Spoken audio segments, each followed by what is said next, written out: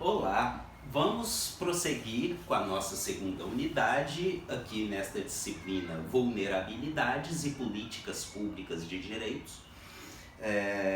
E eu vinha dizendo para vocês, né, nesse dramático, angustiante panorama que passa pela nossa história colonial, né, os descaminhos, né, que culminam na construção social e institucional da subcidadania, né? Então, três chaves, né, que têm a sua importância para a visualização desse processo.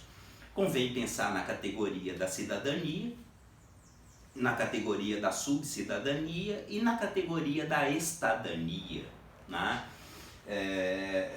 Eu terminei a última videoaula com uma provocação bastante estratégica, proposital da minha parte, né? Porque considerando, levando a sério tudo que estamos propondo enquanto plano de ensino, enquanto fio condutor de toda a reflexão, né, a nossa base, né, e isso é muito próprio da PUC Minas, consiste em contribuir ativamente para o desenvolvimento humano, para o empoderamento social, para a promoção da cidadania, né? E pensando particularmente no nosso trabalho, seja na graduação ou na pós-graduação em Direito, esse compromisso com o desenvolvimento humano, ele se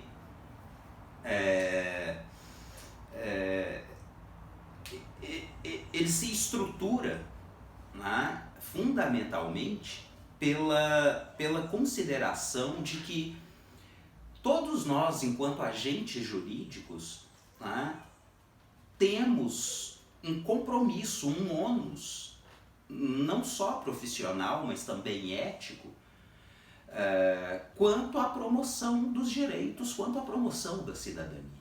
Né? Então, é uma missão que compõe o perfil do profissional do direito no mundo contemporâneo.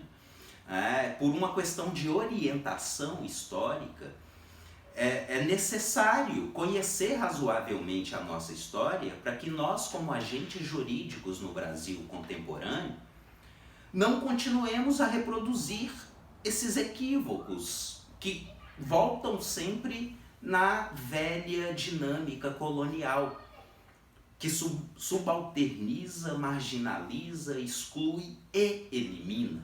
Né? Então, né, se eventualmente as minhas palavras se mostram vagas para vocês, vamos pensar nas políticas de segurança pública do Brasil contemporâneo.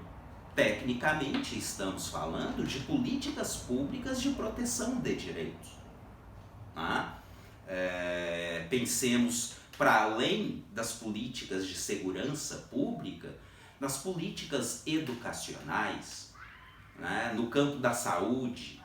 Então, todos esses pontos eu quero enfrentar de uma forma muito direta na nossa quarta unidade, mas é isso que vivemos. Né? Eu, particularmente, desde já, né, não teria problemas em considerar que isso que tecnicamente chamamos de políticas de segurança pública, em significativa medida no Brasil de hoje, se concretizam como políticas de extermínio.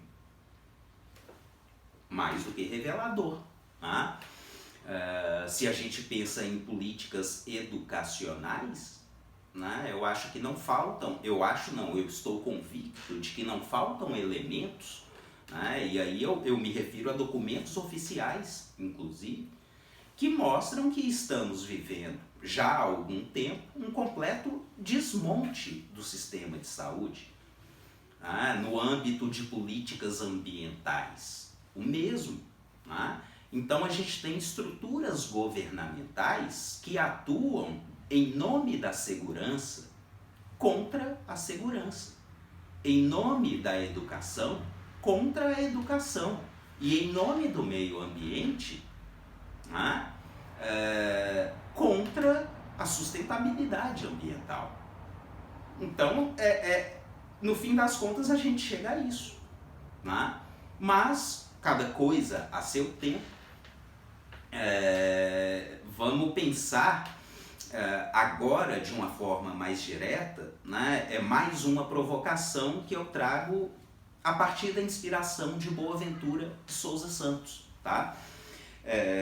Porque Boaventura de Souza Santos vai dizer que a Constituição brasileira atual, né, que, convenhamos, enquanto documento é revolucionária, é belíssimo, né? Mas o autor considera, né, pelo plano da análise socioantropológica, que a Constituição brasileira seria a materialização de um curto-circuito histórico, né? Isso é muito sugestivo, né? Curto-circuito histórico. Por quê? Olha, porque, como sabemos bem, a Constituição ela é categórica ao afirmar, né, que o Estado brasileiro é um Estado democrático de direito. Né? A Constituição, né, afirma expressamente que essa Constituição, enquanto projeto político jurídico, tem um compromisso direto com a redução das desigualdades, a minimização da pobreza e da miséria, né? Com a promoção da justiça, da solidariedade, com a não discriminação, né? E tudo isso é realmente fantástico. Mas é exatamente aí que a gente deve visualizar o que o autor chama de curto-circuito histórico. Porque isso que está no documento, a gente encontra vivendo a vida? É essa a grande questão. Então, nesse sentido, né, o meu empenho nesse momento é exatamente continuar incomodando. Ou seja, com a Constituição de 1988 ficou tudo diferente. Será? É esse o nosso grande enfrentamento nesse momento. Quando Boaventura de Souza Santos se refere à Constituição brasileira atual como um curto-circuito histórico, o que ele está dizendo, de uma forma bem crua, é que esse Estado democrático de direito não existe.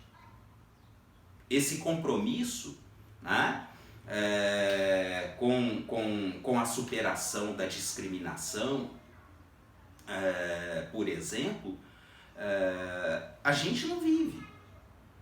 Então daí curto-circuito, né? Quer dizer, a Constituição, enquanto documento, pretendeu afirmar no grito, na raça, né? Que aqui é um Estado democrático de direito. Porém, né, hoje, eu me lembro, né, na minha juventude, chegando na universidade, meados dos anos 90, a Constituição ainda era muito recente, né? E o quão havia uma ampla confiança em torno daquele projeto, que se mostrava bastante promissor, né, naqueles primeiros anos. Mas hoje, mais de 30 anos depois, esse lapso de tempo é bastante significativo. Já teria sido suficiente para que tudo aquilo que está documentado na Constituição se fizesse realidade entre nós. E por que ainda não? Seria o caso de esperarmos talvez mais 30 anos? Olha, se eu tivesse um mínimo de elementos que me levasse a considerar que precisaríamos de mais 30 anos, algo em torno disso, seria menos pior. Porque o triste é a percepção, né? A percepção que busca referências consistentes e que nos leva à consideração que, olha, pode passar séculos e séculos que vai ficar mais ou menos igual. Esse é o grande drama. Por quê? Porque a base de funcionamento da sociedade permanece colonial. Nós, com toda essa história, toda essa tão velha história colonial, que continuamos a reproduzir, muitas vezes inconscientemente, nós com essa postura mostramos a cultura da estadania e não da cidadania. O nosso problema é um déficit estrutural de cultura política de direitos. A gente tende a visualizar o direito enquanto ferramenta de poder. A gente tende a reproduzir o fetiche, a obsessão em relação ao Estado. A comunidade de agentes jurídicos, na sua insensibilidade, na sua ignorância histórica, me permitam ser sempre muito provocativo, em termos gerais se interessa em garantir o seu lugar, o seu cargo, em pagar os seus boletos, em viver a sua vida. Em termos gerais, a própria formação jurídica estaria mais para deformação jurídica. O fetiche legalista, o fetiche com as profissões que passam pelo funcionalismo público, e a sociedade não é meu problema. Então tudo isso deriva da velha história colonial. E pensando particularmente no Brasil sob a Constituição de 1988, e aí é o que reservamos para a terceira unidade, vamos falar diretamente de uma série de políticas públicas muito interessantes que vêm desde o governo Fernando Henrique Cardoso, passam pelo governo Lula, pelo governo Dilma, e o capítulo 4, aí a gente fala do governo atual, e tratamos diretamente da implosão, da desconstrução de tudo isso. Mas nesse momento, tendo a referência da Constituição de 88, é preciso considerar, e aí eu faço menção a um grande jurista brasileiro de projeção mundial chamado Marcelo Neves. O professor Marcelo Neves tem trabalhos muito consistentes em torno do que ele chama de força simbólica da Constituição, e mostra na sua reflexão que a força simbólica das constituições, e em outros textos ele traz o mesmo raciocínio pensando no direito internacional dos direitos humanos, ou seja, a força simbólica da Constituição e a força simbólica dos direitos humanos. Há uma ambivalência aí, porque se essa força simbólica pode nos remeter a um outro arranjo social possível, marcado pela solidariedade, pela não discriminação, pela universalização da dignidade, esse simbolismo todo também pode ser um problema, no sentido de que, à medida em que há um documento que afirma tão escancaradamente, tão expressamente, um rol tão vasto de direitos e garantias, é porque já chegamos a esse ponto, podemos ficar tranquilos. E aí é o elemento da inércia, é o elemento da acomodação que contribui para que aquilo não vire realidade, para que o discurso se mantenha no plano do discurso e não no plano da performance. Então é uma questão realmente muito séria. Mas o que temos visto é que, para além do protocolo, do documento, da abstração, a nossa dinâmica social está muito longe de democrática. Né? Então vamos, na sequência, tentar entender um pouco mais o porquê disso.